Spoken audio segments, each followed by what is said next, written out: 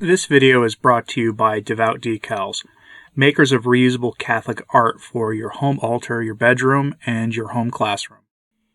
In a statement I've made many times here that is worth repeating here, I've said this: when the Modernists in the media are celebrating a decision made by Francis, you know there's a big problem.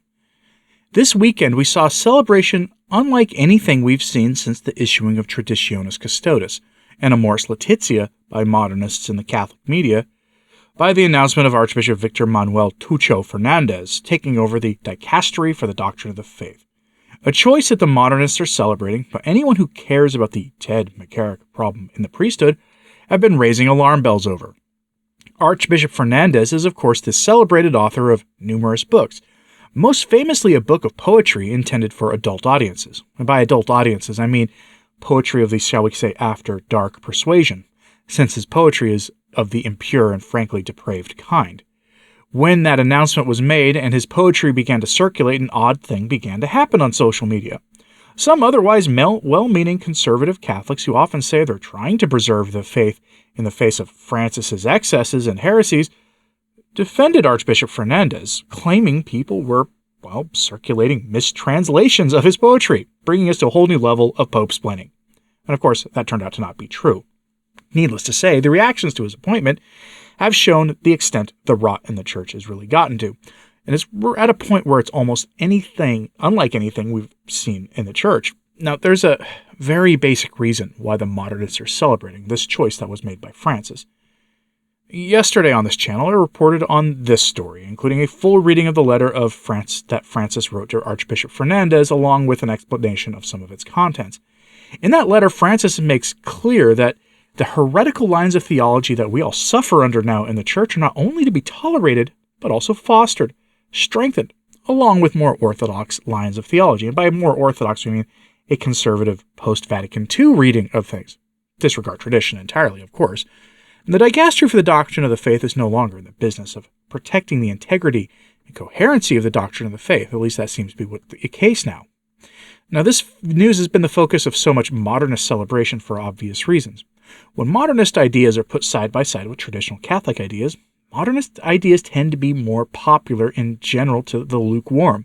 After all, who doesn't want the morality of the world and the sins of the flesh pardoned by the church? Or even worse, endorsed by the church?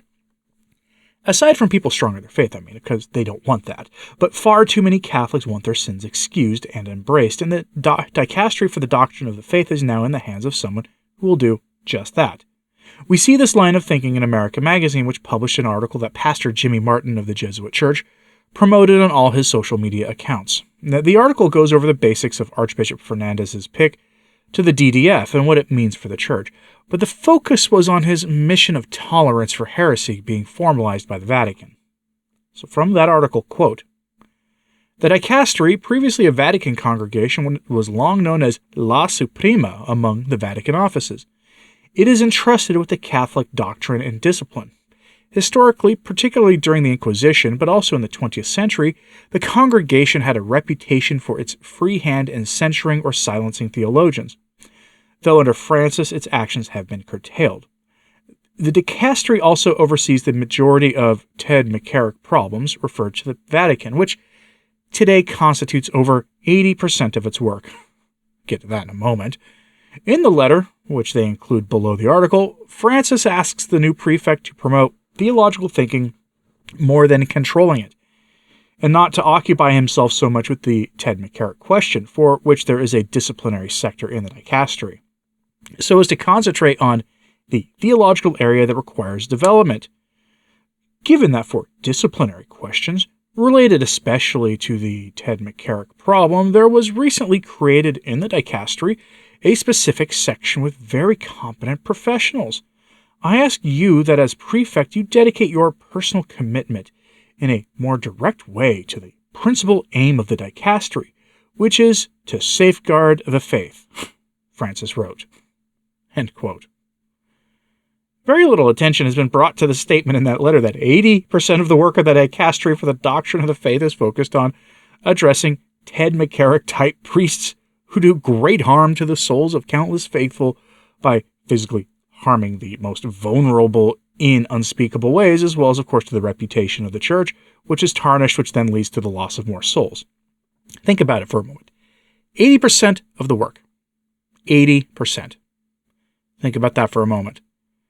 Folks, we've been led to believe since the mid-2000s that the church largely has this problem under control, and that Francis especially has been some kind of staunch fighter of this problem. It's certainly true that many dioceses in the countries that had the biggest examples of this issue have taken good measures to prevent it from happening again, usually in dioceses run by some of the better bishops. And my own personal example with this is Portland, Oregon as one example, which I know personally requires appropriately invasive background checks for seminarians, and good on them for that. But the real issue is that this problem is ongoing, and we have to wonder why that is. Now, viewers of this channel know why that is, though. The institution calling itself the Catholic Church has allowed men of the James Martin persuasion into the priesthood in large numbers, and many of them are bishops and cardinals now. That sin has been inseparably tied to the Ted McCarrick problem, and forces in the church want the church to normalize and to accept that sin, regardless of what heaven may think about it and what we may have been told the faith teaches in sacred scripture and in Big T tradition. Now, this brings me back to Archbishop Fernandez. See, he was the Archbishop of La Plata, Argentina, until the announcement was made of his assignment in Rome. Secular media is reporting that he was one of the most efficient bishops in the entire church at hiding Ted McCarrick problems in his diocese. He engaged in the classic work of sweeping this stuff under the rug for all the reasons the bishops in America did, including sympathizing with the men and their inclinations of the James Martin type, just broadly speaking, which is a tacit rejection of the faith, by the way. That's the man Francis has chosen to run the dicastery for the doctrine of the faith, a man who apparently has an impure heart, or so his poetry makes it look, and his actions in that regard are out in the open for all to see in the form of, again, poetry written for adults that drips with impurity.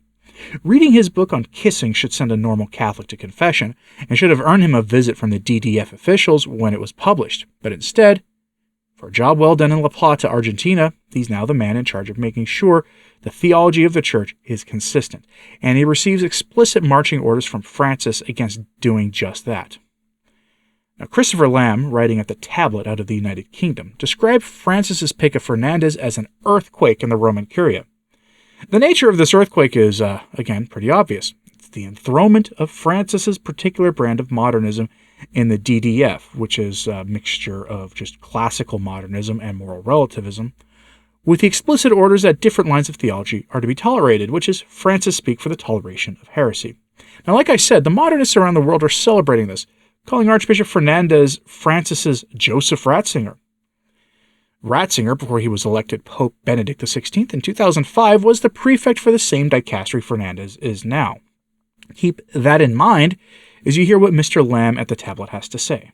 Quote, "The Pope is opening up a new chapter for the Doctrine office. He wants the Doctrine prefect to focus on ensuring that Catholic teaching and theology are placed at the service of evangelization and to allow a, quote, harmonious growth of different currents of thought.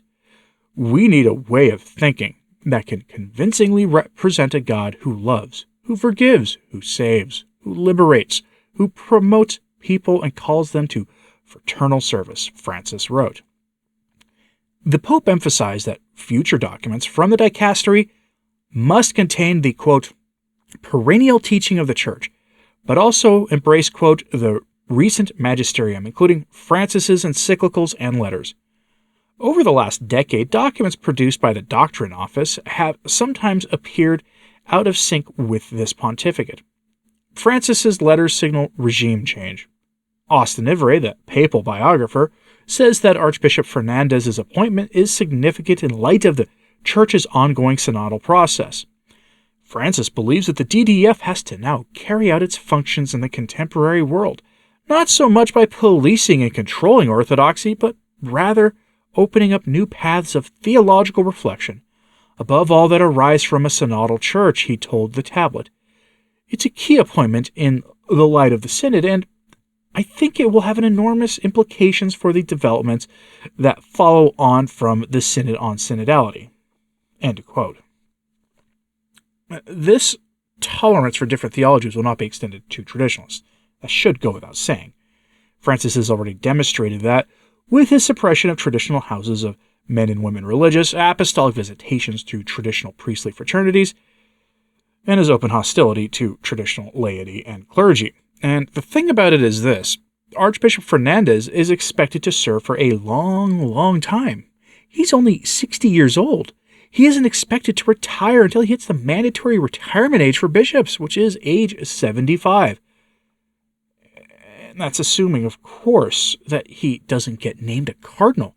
But as America Magazine points out in their article, they expect Francis to hold a consistory before the end of this year and name him and a whole host of other friendly archbishops to the College of Cardinals. He's already chosen 2/3 of the cardinals who will choose the next pope.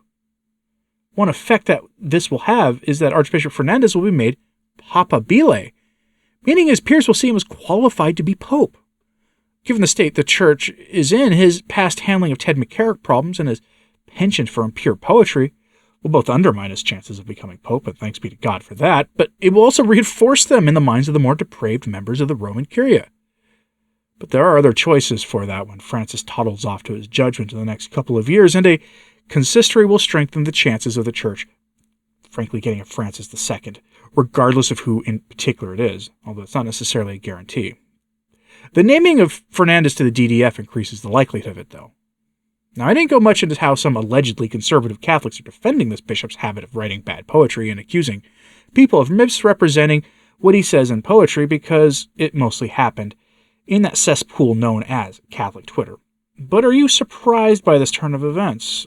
If so, let me know in the comments, please. And let me know what you think of this in general, because this is such a weird story that we really need to have a conversation about this and what you plan to do when he assumes the same office that Joseph Ratzinger held just before he became Pope. So let me know in the comments, please, and like and subscribe if you haven't. It does help. So does sharing this on social media. That helps too. And as always, pray for the church. I'm Anthony Stine. Ave Maria.